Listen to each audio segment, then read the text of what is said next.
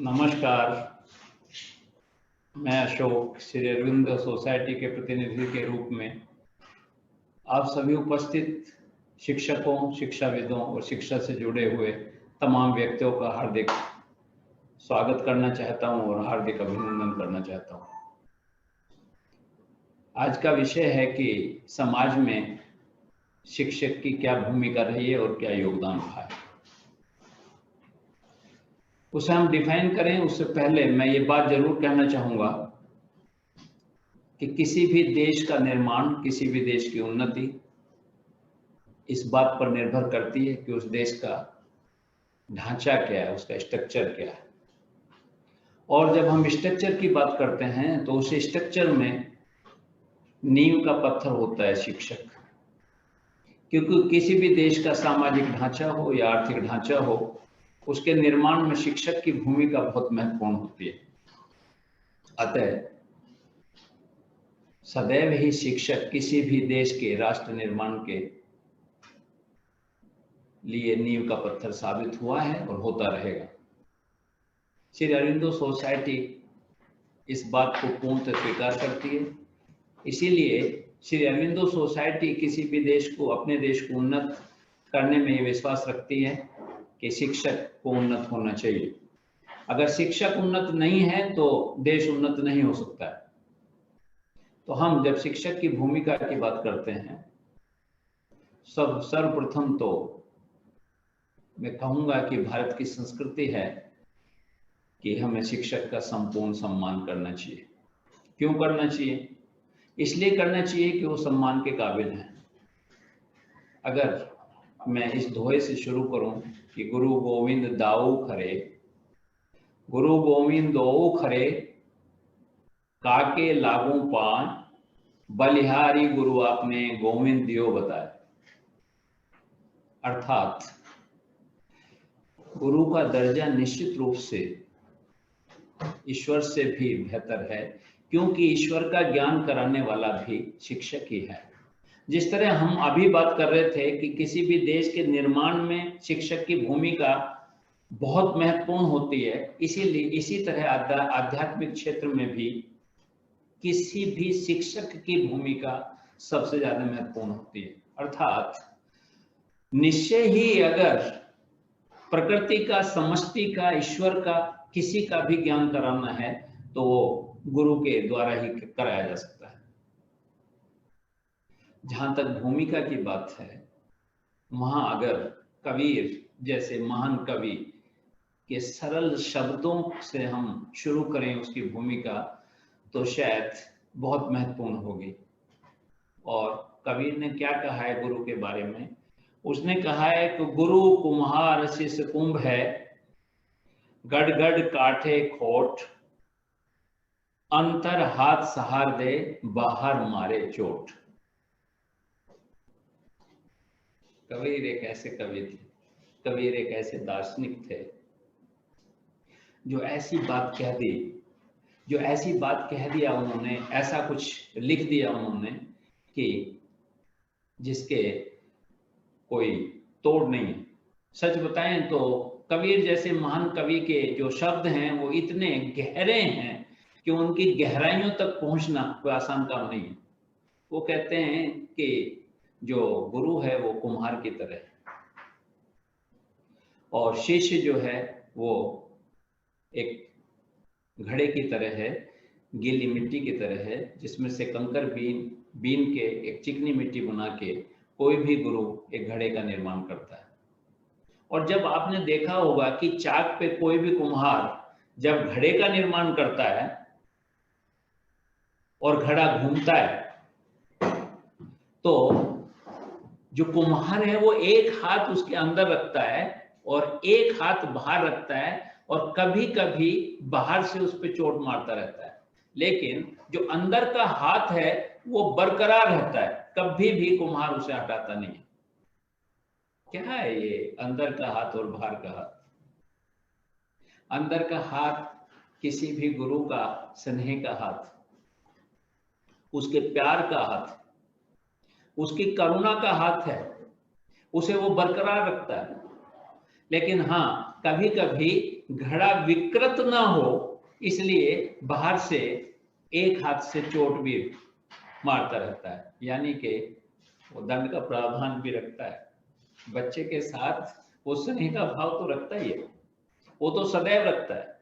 उसे हटा देगा तो निश्चित रूप से विकृत हो ही जाएगा। अगर अंदर का हाथ जो स्नेह का हाथ है, उसे अगर वो हटा देगा तो निश्चित रूप से विकृत हो जाएगा घड़ा, घड़ा बनेगा नहीं। लेकिन हाँ, घड़ा विकृत ना हो उसके लिए दंड का प्रावधान में भी वो विश्वास करता है। कबीर ये कहता है,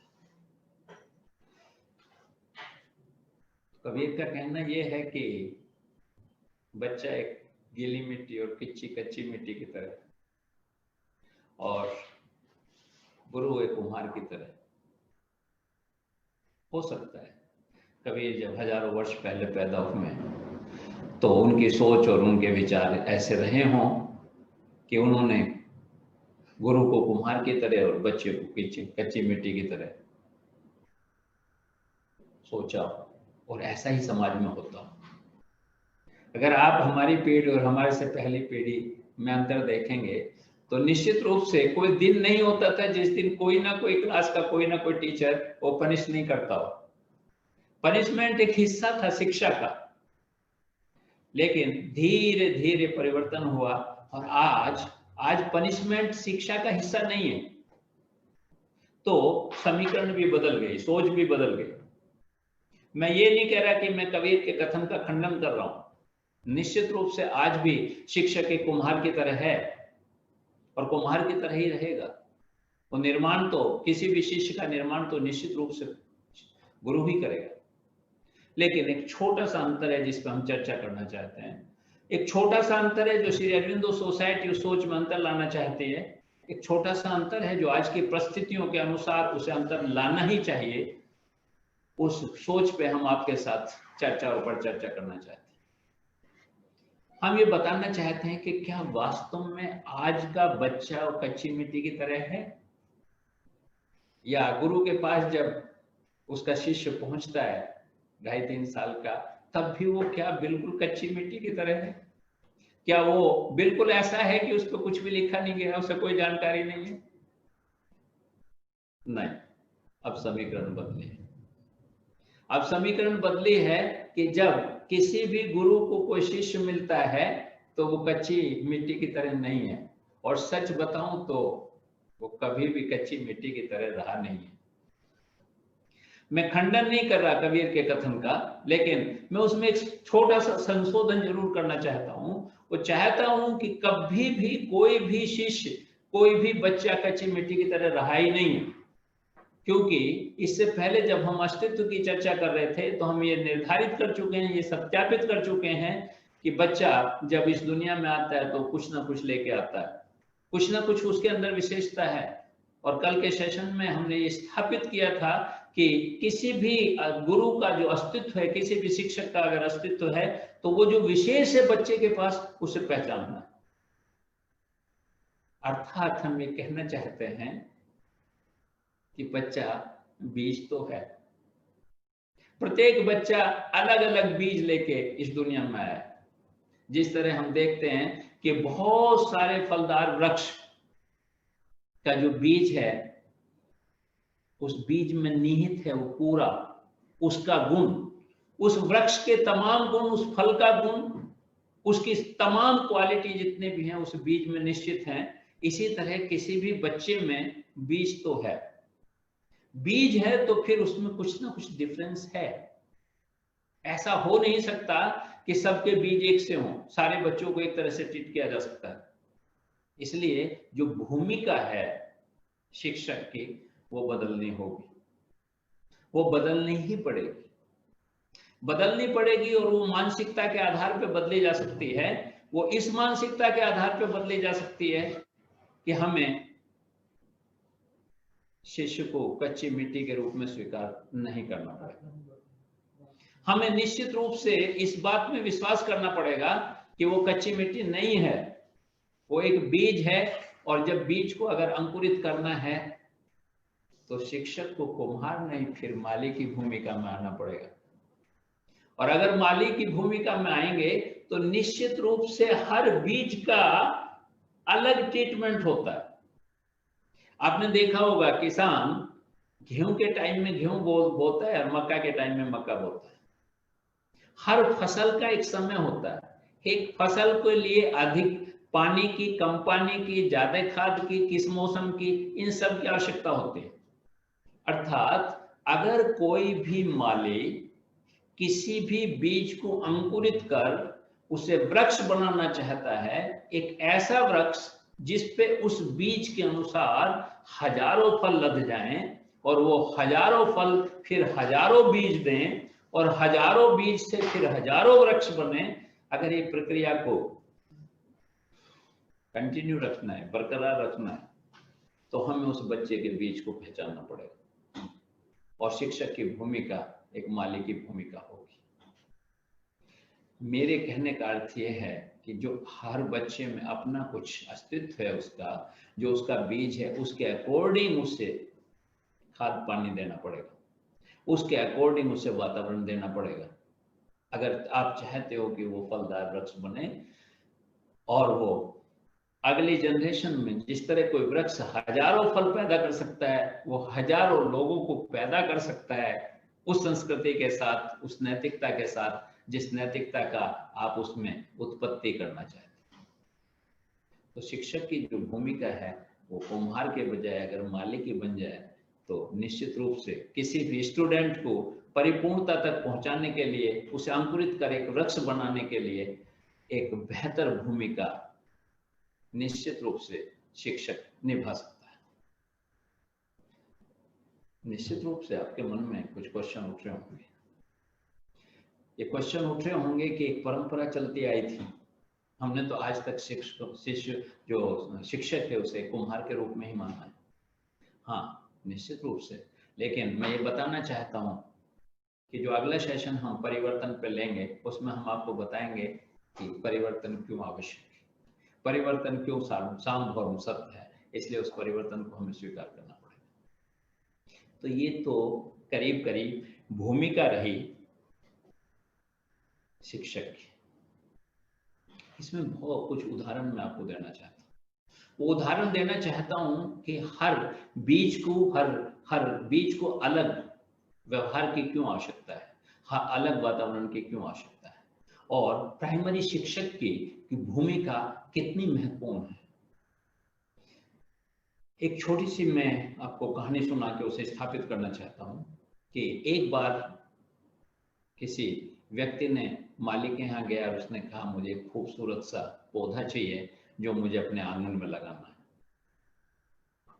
माली मुस्कुराया, बोले खूबसूरत तो है पर थोड़े धैर्य के साथ आपको काम करना पड़ेगा। उसने कहा हाँ, उसमें कोई दिक्कत नहीं, आप मुझे कोई खूबसूरत सा पौधा दे दो। उसने खूबसूरत सा छोटा सा पौधा उस व्यक्ति को दे दिया और उस व्यक्ति ने उसे अपने आंगन में लगा लिया। प्रतिदिन खाद पानी देना शुरू किया, लेकिन पौधा बढ़ता ही। वो प्रतिदिन उसे पानी देता है, उसे जो खाद चाहिए वो खाद भी देता है, सब कुछ देता है, लेकिन वो पौधा बढ़ता ही नहीं। तो धैर्य के अलावा और कोई चारा नहीं था उस व्यक्ति के। सालों बीत गए, लेकिन पौधा बढ़ने का नाम नहीं ले रहा है। लेकिन एक दिन सुबह सुबह जब वो व्यक्ति पानी देने के लिए गया तो उसने देखा कि ये तो पौधा आज के इंच बढ़ गया। उसे बड़ा आश्चर्य हुआ। अगले दिन गया तो देखा उसने पौधा तो फुटों बढ़ गया और प्रतिदिन फुटों बढ़ने लगा। आखिर ये पौधा सालों तक क्या इंतजार कर रहा था? वो क्या कर रहा था पौधा? वो पौधा वो कर रहा था जो प्राइमरी के शिक्षक को करना चाहिए, जो शिक्षक को करना चाहिए। उसने वो धैर्य के साथ अपनी जड़ें जमा रखी। हमारी शिक्षा भी ऐसी ही होनी चाहिए। विवेकानंद जी कहते हैं कि अगर किसी भी देश की शिक्षा का आधार मजबूत है तो निश्चित रूप से वो शिक्षा बेहतर हो सकती है, वो देश बेहतर हो सकता है। आपके मन में ये बात अवश्य उठ रही होगी कि ये पौधा किस चीज का था? वो पौधा बांस का था। आप जानते हैं कि बांस का पौधा 20 फीट लंबा हो जाता है और बीज पे लंबा हो जाता है, तो जब बरसात होती है, जब झंझावात होते हैं, जब आंधी आती है, तो उसे मजबूत जड़ों की आवश्यकता है। और अगर मजबूत जड़ नहीं होंगी तो पौधा गिर जाएगा। इसी तरह किसी भी देश के नागरिक को अगर बहुत मजबूत बनाना है कि तमाम झंझावातों से, तमाम परिस्थितियों से वे लड़कर, संघर्ष कर अपने जीवन को बेहतर बना सके, तो हमें उसकी जड़ें मजबूत करनी होंगी। और ये जड़ें मजबूत केवल और केवल प्राइमरी का शिक्षक कर सकता है।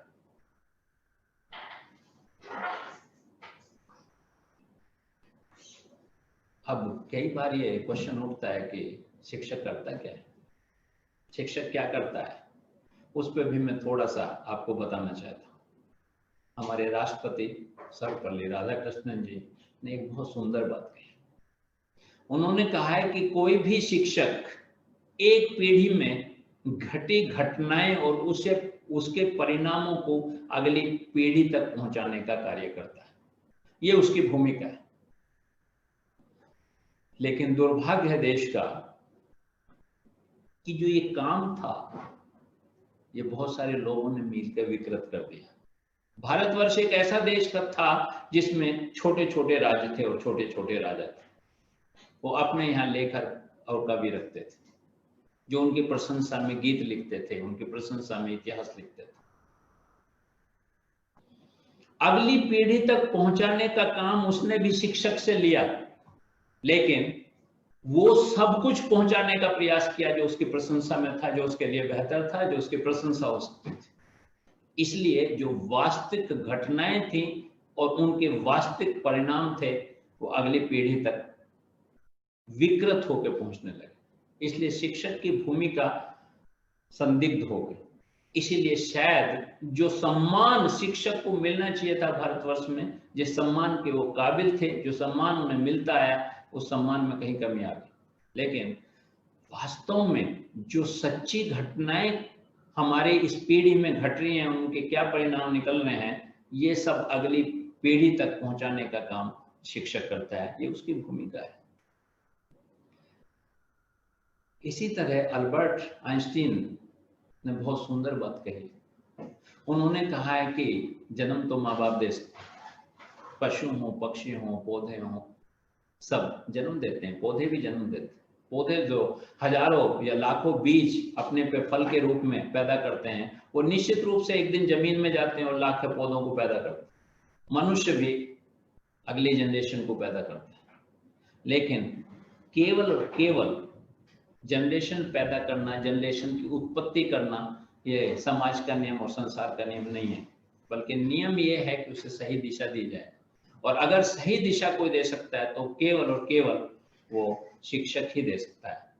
तो आइंस्टीन ने ये कहा है कि जन्म देना अलग बात है, जन्म देने का श्रेय माँ बाप को मिल सकता है, लेकिन एक अच्छे और बेहतर और नैतिक समाज को बनाने का श्रेय केवल और केवल शिक्षक हो जाता है। और शिक्षक को वो श्रेय लेना ही चाहिए।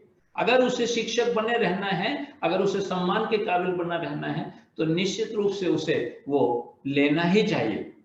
ये मैं भूमिका थोड़ी सी बता रहा था कि क्या भूमिका हो सकती है किसी भी शिक्षक की। अब हम योगदान की बात करें कि संसार में किसी भी शिक्षक का योगदान क्या रहा है।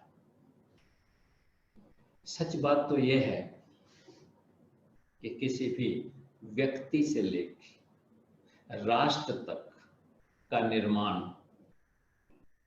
शिक्षक ही करता है। अगर हम एक व्यक्ति की बात करें तो एक व्यक्ति को आध्यात्मिक या अपने से परिचय कराने वाला भी शिक्षक ही होता है। और अगर शिक्षक किसी भी व्यक्ति को उसी से परिचय न करा पाए तो फिर वो शिक्षक नहीं है। वो शिक्षक का जो योगदान होना चाहिए देश के लिए, वो योगदान नहीं हो रहा।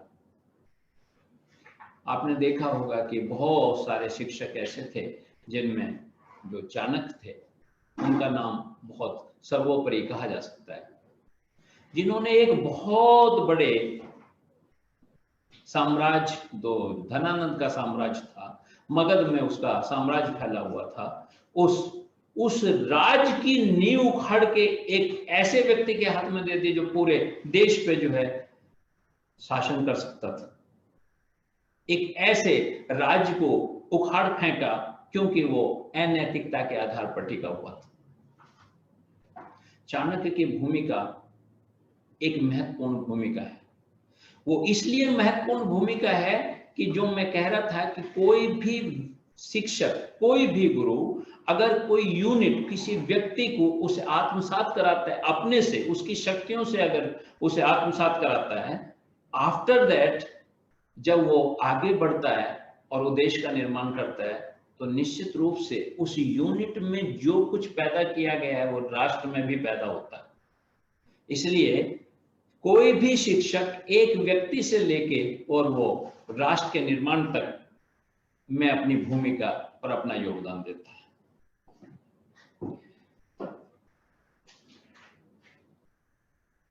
किसी क्रांतिकारी लेखक ने एक बात लिखी है, उसने कहा है कि किसी भी क्रांतिकारी जो लेखक है उसकी स्याही में जो क्रांति होती है वो किसी क्रांतिकारी के लहू में भी उतनी क्रांति नहीं होती। और उसका एक स्पष्ट उदाहरण मैं आपको देना चाहता हूं। शाही और खून की बात हम इसलिए कर रहे हैं कि दोनों चीजें गुरु पैदा करता है, लेकिन एक में स्वयं गुरु है और एक में गुरु पैदा करता है। हम अगर एक उदाहरण लें भगत सिंह का, तो भगत सिंह और उसके साथी ये महसूस करते थे, ये सोचते थे कि अगर हम देश के लिए कुछ ऐसा कर दें, अपना लहू बहा दें, तो निश्चित रूप से पूरा देश आंदोलित हो जाएगा, और पूरा देश आंदोलित हो जाएगा तो सड़कों पे उतर आएगा, और सड़कों पे उतर आएगा तो एक ही दिन में पूरे अंग्रेज शासन की नींव उखाड़ फेंकेगा और उसे देश से बाहर कर देगा। और उन्होंने उसके तहत जो भी प्रयास कर सकते थे वो किया। भगत सिंह और उनके साथियों को फांसी लगी और देश में कुछ विशेष आंदोलन नहीं। जो उनकी उम्मीद थी, जो उनकी सोच थी, जो उनका स्वप्न था, वो पूरा नहीं हो पाया। लेकिन भगत सिंह जब जेल में थे तो उन्होंने एक बुक लिखी, उसका नाम था मैं नास्तिक क्यों। सच बात यह है कि भगत सिंह ने अपने जेल में मार्क्स और लेनिन को बहुत अच्छी तरह से पढ़ा था और उनका कुछ प्रभाव था उनके विचारों। जब वो किताब पब्लिश हुई और नवयुवकों के पास पहुंची तो पूरा नवयुवक आंदोलित हो उठा। उन्होंने निश्चय किया कि अब हम हर हालत में हम देश की स्वतंत्रता लेके रहेंगे।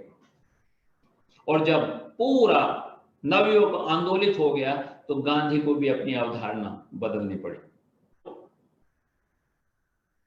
यानी कि गांधी भी ये महसूस करने लगे कि केवल अहिंसा के आधार पर देश को आजाद नहीं कराया जा सकता।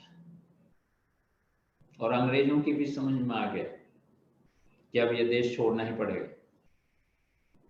तो मैं जस्ट ये बात बताना चाहता था कि जो ये शाही की ताकत है, किसी भी व्यक्ति में लिखने की जो ताकत है, ये कौन पैदा करता है? ये भी कोई शिक्षक पैदा करता है। वो शिक्षक पैदा करता है, तभी वो क्रांतिकारी लेखक अपनी शाही से लिख पाता है, वो दुनिया बदल सकता है। आज जितने भी दुनिया के दार्शनिक हैं, उन्होंने ही दुनिया को बदला है। सच बताऊं तो जितने आध्यात्मिक लोग हुए हैं वो भी दार्शनिक हैं और वो भी लेखक हैं। उन्होंने अपनी शाही से पूरी दुनिया को बदलने का प्रयास किया है। इसलिए शाही भी पैदा शिक्षक ही करता है और क्रांतिकारी भी पैदा शिक्षक ही करता है, लेकिन पहले शाही पैदा करता है, इसके बाद क्रांतिकारी पैदा करता है। हमारे समाज में, हमारे भारतवर्ष में कुछ लोग हैं जिनका जिक्र किए बगैर हम योगदान की बात पूरी नहीं कर सकते। जैसे शिक्षकों के बीच में हूं तो मैं शिक्षक दिवस की ही बात बताना चाहता हूं। जब सर्वपल्ली राधाकृष्णन जी हमारे राष्ट्रपति बने तो बहुत सारे शिक्षक, बहुत सारे लोग, बहुत सारे राजनीतिक सब मिलकर उन्हें बधाई देने गए उनके जन्मदिन की। उन्होंने उन्हें स्वीकार किया उनकी बधाई तो स्वीकार की, लेकिन एक निवेदन किया, उन्होंने एक आग्रह किया, उन्होंने अपनी एक जिज्ञासा और इच्छा प्रकट की। उन्होंने कहा कि वास्तव में अगर आप मेरा बर्थडे मनाना चाहते हो तो मैं आपसे कुछ चाहता हूं। उन्होंने, सभी लोग थे, उन्होंने कहा कि बताइए मान्यवर आप क्या चाहते हैं। तो उन्होंने कहा अगर वास्तव में आप मुझे बधाई देना चाहते हैं तो मैं केवल इतना चाहता हूं कि आज का दिन शिक्षक दिवस के रूप में मनाया जाना चाहिए। और सभी लोगों ने स्वीकार किया, प्रयास किया, और आज उनका बर्थडे शिक्षक दिवस के रूप में मनाया जाता है। इसी तरह अगर एपीजे अब्दुल कलाम की बात करें तो उन जैसे महान सोच का व्यक्ति भी दुनिया में पैदा नहीं हुआ। वो जब राष्ट्रपति बने तो बहुत सारे लोग उन्हें बधाई देने पहुंचे, क्योंकि अब्दुल कलाम एक शिक्षक थे। उन्होंने जाके कहा कि हमारे लिए गर्व की बात है कि आप एक शिक्षक थे और देश के राष्ट्रपति बन गए। तो उन्होंने बड़े सहज भाव से एक बात कही थी जो शिक्षक की गरिमा, उसका योगदान और उसकी भूमिका को दिखाता है, प्रदर्शित करता है। उन्होंने सहज भाव से कहा था कि ये कोई बड़ी बात नहीं है कि कोई शिक्षक देश का राष्ट्रपति बन गया। बड़ी बात तो तब होगी जब एक राष्ट्रपति ये कहे कि मैं राष्ट्रपति के बजाय एक शिक्षक बनना चाहता हूं। गर्व की बात तो तब होगी जब राष्ट्रपति ये कहे कि मैं राष्ट्रपति नहीं, मैं एक शिक्षक बनना चाहता हूं। वो शिक्षक की ऐसी गरिमा चाहते थे। इसीलिए जब राष्ट्रपति से वो रिटायर हुए तो उन्होंने फिर वही शिक्षक का कार्य शुरू किया। और अंतिम समय में भी अब्दुल कलाम शिक्षक का कार्य ही कर रहे थे। अंतिम श्वास उनकी एक शिक्षक के रूप में गई। इसी तरह सावित्रीबाई फुले का नाम उसमें लिया जा सकता है। आज भारतवर्ष में करीब 50%, पूरी दुनिया में करीब 50% महिलाएं होती हैं। और अगर महिलाएं अशिक्षित हैं तो वो देश, वो विश्व कैसे प्रोग्रेस कर सकता है, कैसे उन्नति कर सकता है। दूसरी बात जो सबसे महत्वपूर्ण बात है कि कल जो बच्ची है वो मां बनेगी, और मां अगर अनपढ़ है तो निश्चित रूप से एक बेहतर पीढ़ी का निर्माण नहीं हो सकता। सावित्रीबाई फुले उन महिलाओं में से थी जिन्होंने पहली बार स्त्री की शिक्षा पे गौर फरमाया और निश्चय किया कि मैं बालिकाओं को शिक्षा देने का कार्य करूंगी। और पुरुष प्रधान समाज था, ये कैसे बर्दाश्त कर सकता था कि कोई महिला की शिक्षा की बात कर सकता है। बहुत सारे संप्रदाय अभी भी ऐसे हैं जहां महिला की शिक्षा को स्वीकार नहीं किया जाता है। वो तो वक्त ऐसा था जहां स्त्री को शिक्षा का कोई अधिकार ही नहीं था। तो उन्होंने शुरुआत की, और जो शुरुआत की तो जो पुरुष वर्ग था वो निश्चित रूप से बाधा तो पहुंचाता है। जब वो स्कूल में बच्चियों को पढ़ाने जाती थी तो उन पर गंदगी फेंक देते थे, उन्हें परेशान करते थे। वो महिला ऐसी थी कि अपने एक थैले में एक छोटी सी एक साड़ी साथ लेके चलती थी, एक जोड़ी कपड़े लेके चलती थी, और वहां जाके वो गंदगी के कपड़ों को उतार के वो कपड़े जो थैले में रखे थे उन्हें पहन लेते थे। आज पूरे भारतवर्ष में अगर कहीं शिक्षा की बात है नारी जगत में तो उनका जो योगदान है वो कभी भी भुलाया नहीं जा सकता।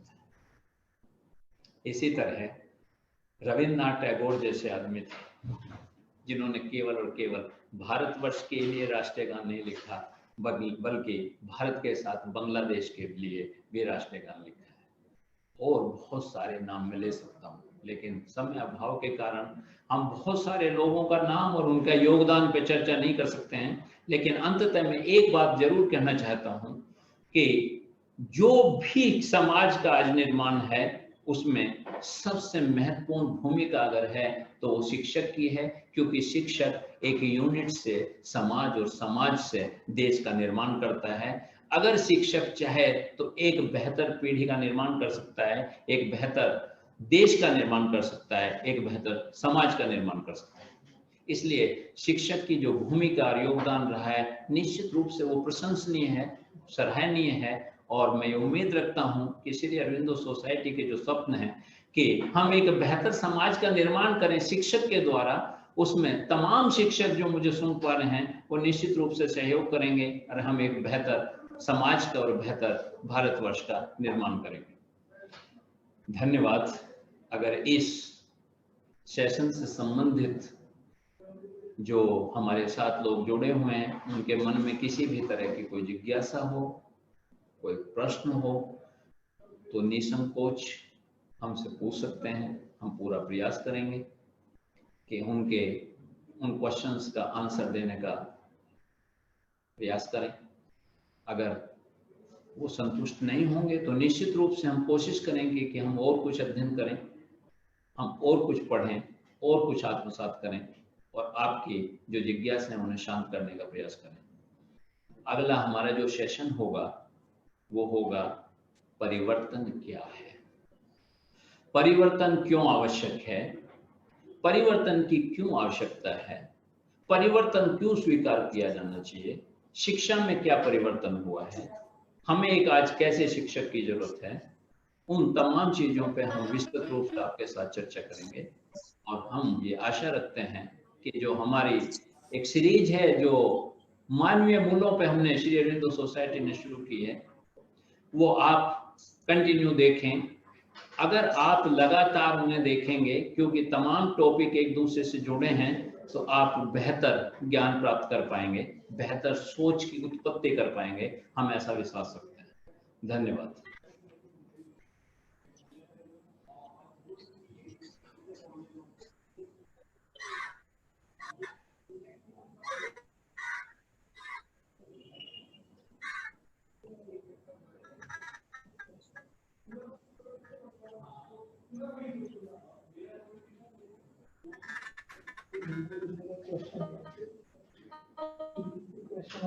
हेलो सर,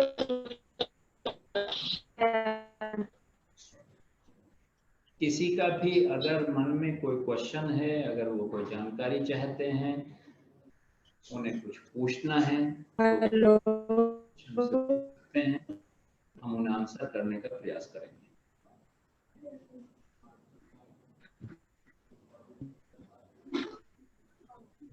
हेलो, नमस्ते। नमस्कार।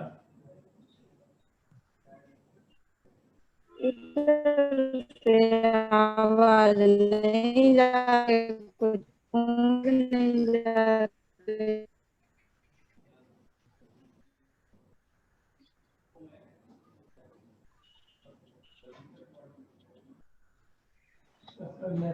Network problem. अमित जी है, सुधारा नहीं है क्योंकि ऑनलाइन है।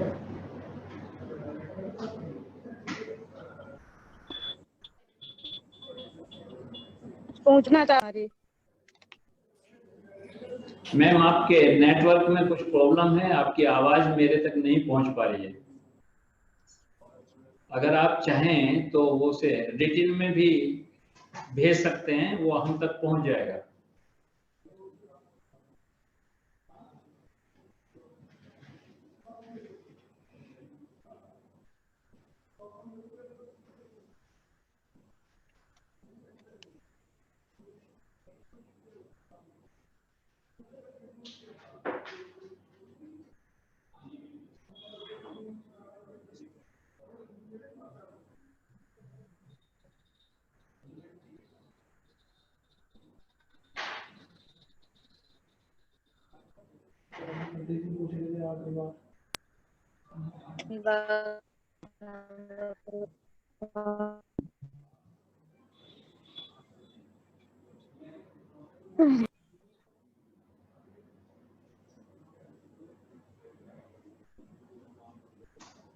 मैम आपके नेटवर्क में कुछ प्रॉब्लम है, आपकी आवाज हम तक नहीं पहुंच पा रही है और मैं महसूस करता हूं कि शायद किसी के पास कोई क्वेश्चन नहीं है जो हमने बताने का प्रयास किया है, जो समझाने का।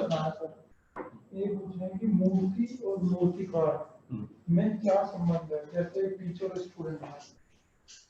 किसी का फेसबुक पे क्वेश्चन आया है तो मैं आपसे वो शेयर करना चाहता हूँ। उनका क्वेश्चन है कि मूर्ति और मूर्तिकार का क्या संबंध है,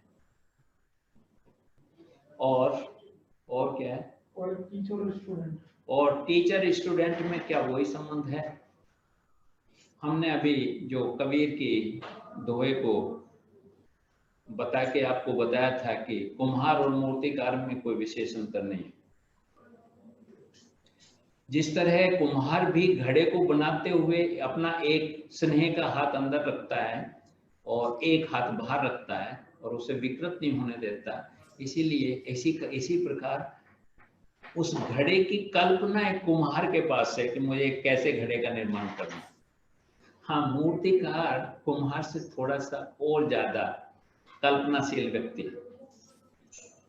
अभी कुछ दिन पहले मुझे किसी ने व्हाट्सएप पे एक फोटो भेजा था कि उसने पूरे गांव का जो वातावरण है, जो पूरे गांव का एक स्ट्रक्चर होता है, वो पूरी मूर्ति के साथ पूरा गांव बसा दे, और उस पिक्चर के नीचे लिखा था कि केवल मूर्तिकार उन्हें वाणी देना भूल गया।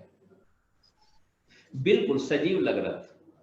किसान था तो हल जोतता हुआ सजीव लग रहा था, गायें बंधी थी अगर तो वो सजीव लग रही थी, सब कुछ सजीव लग रहा था, लेकिन सजीव नहीं थी।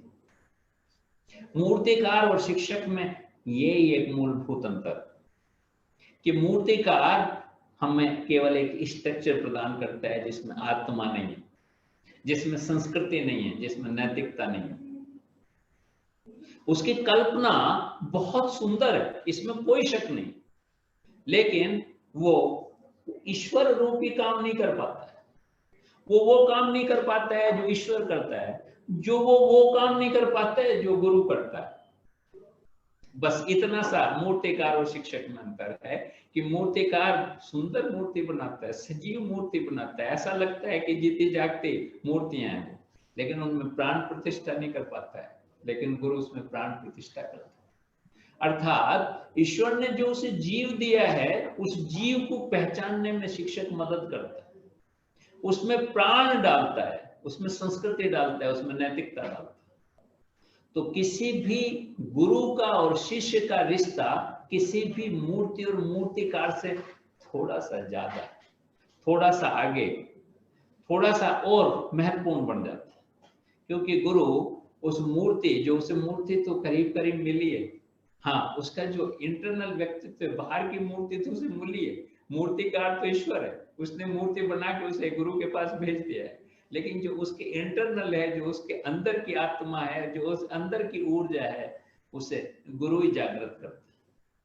वो मूर्तिकार जागृत नहीं कर सकता, गुरु उसे जागृत करता है, उसे जागृत करता है।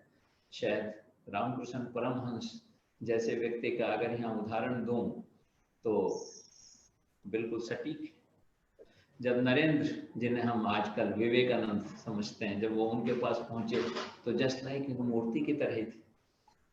मूर्ति में और नरेंद्र में कोई ज्यादा अंतर नहीं था, लेकिन उन्होंने उसमें प्राण प्रतिष्ठा की, उनमें संस्कृति पैदा की, तभी वो विवेकानंद बने।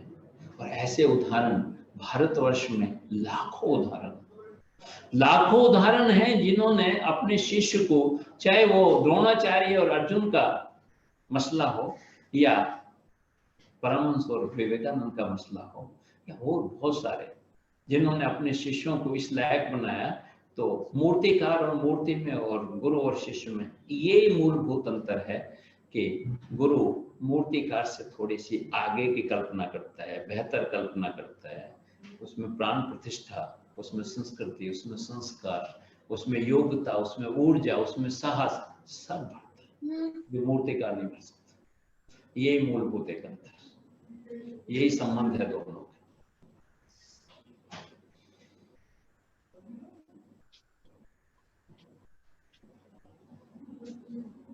प्रणाम सर। सर, हमने अभी अब्दुल कलाम की बात की, रविंद्रनाथ टैगोर की बात की, तो सर ये हमें देना चाहते थे, स्टूडेंट को कुछ नया देना चाहते थे, सिखाना चाहते थे, तो वो शिक्षक अच्छे बन सकते थे, अच्छे शिक्षक रहे जिन्होंने दिया, बहुत कुछ सिखाया। पर सर यदि मैं मैं एक सवाल से साथ पूछना चाहता हूँ कि क्या हर कोई शिक्षक बन सकता है? और यदि हर कोई शिक्षक बन सकता है तो उसमें क्या क्या गुण होने चाहिए शिक्षक के? जैसे अब्दुल कलाम हैं, रविंद्रनाथ टैगोर, उनको देख के लगता है कि उनको देने का था, कि वो चाहते थे कि हमसे कुछ ना कुछ सबको मिले। पर यदि हर कोई यदि शिक्षक बन सकता है तो उसमें क्या क्या गुण होने चाहिए सर? मैं इस पे थोड़ा जानना चाहता हूँ। आप रमेश बोल रहे हैं? हाँ सर। रमेश, हर कोई शिक्षक बनने की जरूरत नहीं है, हर कोई शिक्षक होता है। हर कोई शिक्षक इसलिए होता है कि माँ सबसे पहली शिक्षक होती है बच्चे। जिस घर में दादी नहीं होती, जिस घर में नानी नहीं होती, उस बच्चे का सर्वांगीण विकास नहीं होता। क्योंकि माँ से जो अगला गुरु चाहिए, जो अनुभवों के आधार पर बच्चे को शिक्षा दे सकता है, वो नानी और दादी हो सकती है। माँ अनुभव के आधार पे शिक्षा देने में इसलिए समर्थ नहीं है कि शायद उसके पास इतना समय नहीं। इसलिए माँ जो शिक्षा देना चाहती है वो देने का प्रयास करती है, पर कम वक्त होने की वजह से वो अनुभवों की शिक्षा नहीं दे सकती। इसलिए नानी और दादी उसे अनुभवों की शिक्षा देती हैं, जो उन्होंने अपनी लाइफ में जिया है ना, बच्चे के साथ बांटती है कहानियों के रूप में। और फिर शिक्षक ये काम करता है। बाबा भी कर सकता है, नाना भी कर सकता है, चाचा भी कर सकता है, बड़ा भाई भी कर सकता है, बड़ी बहन भी कर सकती है। वो सब शिक्षक का ही काम करता है। तो शिक्षक बनने की जरूरत नहीं है, इनफैक्ट ठप्पा लगाने की जरूरत नहीं है कि मैं शिक्षक हूं। हाँ, जो लोग शिक्षक बन जाते हैं, जिन्हें शिक्षक जैसे महत्वपूर्ण पद की उपलब्धि हो गई है, वो निश्चित रूप से भाग्यशाली है, इसमें कोई शक नहीं। क्योंकि नानी, दादी, चाचा, ताऊ, भाई, बहन, भाई सब एक निश्चित लोगों को बदल सकते हैं, उनकी लाइफ बदल सकते हैं, उन्हें अपनी बात समझा सकते हैं। लेकिन शिक्षक को एक बहुत बड़ा समुदाय मिलता है। आप समझ नहीं सकते, एक शिक्षक अपने जीवन में कम से कम 3000 से ज्यादा स्टूडेंट्स की लाइफ बदलता है। और अगर उनमें से 5% भी, 10% भी आगे शिक्षक बने, तो वो संस्कार फिर वो 10% लोग अगली पीढ़ी में लेके जाते हैं और एक परंपरा शुरू हो जाती है, कड़ी शुरू हो जाती है। तो शिक्षक सब बन सकते हैं, इसमें कोई दिक्कत नहीं है। कोई छोटा शिक्षक बन सकता है, कोई अपने बच्चे को पढ़ा सकता है, अपने बच्चे को दिशा निर्देश दे सकता है। लेकिन किसी को शिक्षक पद की गरिमा प्राप्त हो जाए तो वो काफी बच्चों को दिशा निर्देश दे सकता है, दिशा दे सकता है। जो दूसरा क्वेश्चन आपका था कि अब्दुल कलाम जब शिक्षक थे और शिक्षक बनना चाहते थे और शायद राष्ट्रपति क्यों बने, ये क्वेश्चन था आपका। मैं सही समझ रहा हूँ या नहीं समझ रहा? सर मेरा क्वेश्चन ये भी था तो कि किसी भी देश की बहुत सारी परिस्थितियां होती, किसी भी देश के जो संसद होती है उसकी एक मानसिकता होती है, उन सब मिला के राष्ट्रपति तय किया जाता। अब्दुल कलाम शायद एक ऐसे व्यक्ति थे जिससे पूरे देश को एक संदेश दिया जा सकता था कि एक वो बच्चा जो सिर पे बस्ता बांध के नदी पार करता हो, एक वो बच्चा किताब खो जाने के बाद या भीग जाने के बाद 4 दिन मेहनत करके, लेबर करके अपनी किताब को पैदा करना चाहता हो, एक वो बच्चा जो बहुत गरीब परिवार में पैदा हुआ, वो भी देश का राष्ट्रपति बन सकता है। देश एक संदेश देना चाहता था। अब्दुल कलाम जी कभी राष्ट्रपति बनने में कोई इंटरेस्ट नहीं, उन्होंने कभी भी बहुत सहर्ष स्वीकार नहीं किया कि मैं राष्ट्रपति बनूं। वो सदैव शिक्षक बना रहना चाहते थे, सदैव शिक्षक ही चाहते थे। सच बताऊं तो राष्ट्रपति बनने के बाद भी देश के शिक्षक ही थे। उन्होंने कभी भी कुछ भी, अगर उनके पूरे व्याख्यान आप पढ़ते हैं तो आपको नजर आएगा कि अब्दुल कलाम सदैव शिक्षक ही थे, राष्ट्रपति कम थे, शिक्षक ज्यादा थे। और जब वो रिटायर हुए, जैसा कि मैंने आपको बताया, तो फिर उन्होंने अध्यापन का कार्य शुरू किया और अंतिम सांस तक अध्यापन का कार्य कर। इसलिए शिक्षक की मोहर आवश्यकता नहीं है। रविन्द्रनाथ टैगोर को शिक्षक की कोई मोहर नहीं है। बहुत सारे लोग जो आध्यात्मिक शिक्षा देते हैं, जो आश्रम में रहते हैं, वो शिक्षकों की मोहर नहीं है उनकी, फिर भी वो बहुत सारे लोगों का जीवन बदल देते हैं। इसलिए अगर शिक्षक की मोहर भी मिल जाए तो ये सौभाग्य है हमारा। जैसा मैं कहता हूँ कि मैं तो जन्म जाते ही चाहता था कि मैं शिक्षक हूँ, लेकिन मुझे 40 साल इंतजार करना पड़ा शिक्षक बनने के लिए। 40 साल के बाद जब मैं रिटायर हुआ तब मैंने निश्चय किया कि जो मेरा संकल्प था शिक्षक बनने का, वो मैं शिक्षक बनूंगा और मैं उस संकल्प को पूरा करने का प्रयास करूंगा। तो ऐसा नहीं है कि शिक्षक सभी बनेंगे तभी कुछ देश के लिए काम कर सकते हैं। आप जहां हैं वहां भी शिक्षक बन सकते हैं। आप एक यूनिट हैं तो अपने बच्चों का शिक्षक बन सकते हैं, और देश के राष्ट्रपति हैं तो पूरे देश के शिक्षक बन सकते हैं। इसलिए शिक्षक बनने के लिए किसी बैसाखी की आवश्यकता नहीं। आप जब चाहें जैसे चाहें शिक्षक बन सकते हैं। हाँ, दायरा थोड़ा सा कम हो जाता है। और कोई क्वेश्चन हो रमेश तो आपका पूछ। मुझे अच्छा लगता है कि आप हर सेशन में कुछ ना कुछ जरूर पूछते हैं। हाँ जी सर।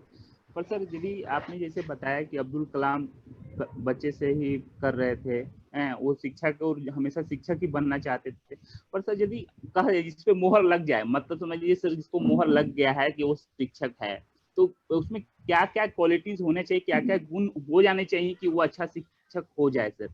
मैंने आप जिससे कहा ना सर कि किसी को लग गया मोहर तो अच्छा शिक्षक बन ही सकता है, पर सर उसमें गुण क्या क्या, मैंने उसके अस्तित्व को कैसे वो अपना बढ़ा सकता है सर, उस पर थोड़ा सा हमको चाहिए सर कि क्या क्या उसमें विशेषताएं आ सकती हैं, तब वो जाके अच्छा हो सकता है। रमेश, आपका जो क्वेश्चन है वो बहुत रोचक है।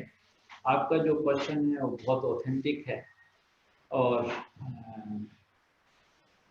मैं इसका जवाब अपने सेशन में देना चाहता हूँ, क्योंकि आज अगर इस विषय पे मैं कुछ भी थोड़ा बोला तो जो विषय है, एक विषय है जो नेक्स्ट हमारा विषय है, जो हम परिवर्तन की बात कर रहे हैं, उस शिक्षक में परिवर्तन की बात कर रहे हैं, तो वो उस सेशन का नाम है नवीन शिक्षक का उदय। हम एक ऐसे शिक्षक की कल्पना कर रहे हैं जो एक बेहतर समाज का निर्माण कर सके। तो जब वो सेशन हम करेंगे तो उसमें आपके इस क्वेश्चन का कि एक शिक्षक में क्या क्वालिटी होनी चाहिए, उस पर बहुत विस्तृत चर्चा आपके साथ हम करेंगे, और उसमें बहुत रोचक ढंग से आपको बताएंगे कि एक शिक्षक समाज से क्या चाहता है और समाज उससे क्या चाहता है। तो उस दिन हम इस विषय पे आपसे विस्तृत बात करेंगे। नेक्स्ट सेशन जो परिवर्तन का है वो शिक्षक के परिवर्तन की बात है, तो उसमें हम आपके इस क्वेश्चन का निश्चित रूप से थोड़ा विस्तृत रूप में जवाब देंगे। सर मेरी आवाज आ रही है क्या? हाँ, आपकी आवाज आ रही है, बोलिए। प्रणाम सर। खुश हो।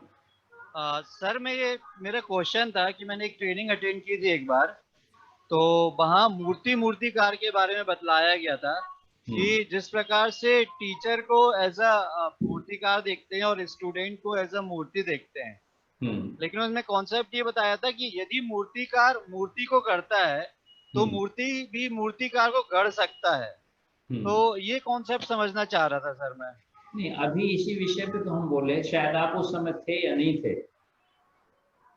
किसी ने अभी ये क्वेश्चन किया था कि मूर्तिकार और मूर्ति और स्टूडेंट और गुरु में क्या संबंध है, तो हमने उससे विस्तृत रूप से बताया था।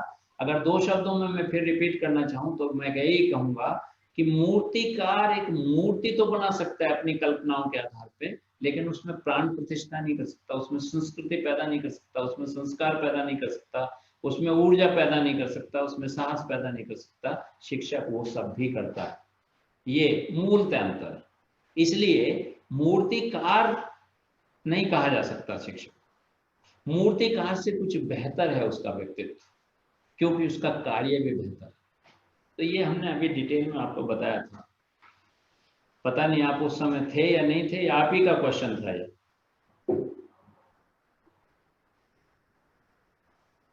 तो उस जो कॉन्सेप्ट मैंने वहां पे बतलाया गया था, उनका ये था कि यदि टीचर शिक्षक को गढ़ सकता है तो यदि टीचर बच्चे को गढ़ सकता है तो बच्चा भी टीचर को गढ़ सकता है। मतलब दोनों एक दूसरे से सीखने की प्रक्रिया है। तो इस पे मेरा क्वेश्चन था एक्चुअली, वो जब मैंने लिखा तो वो क्लियर नहीं हो पाया था एग्जैक्टली।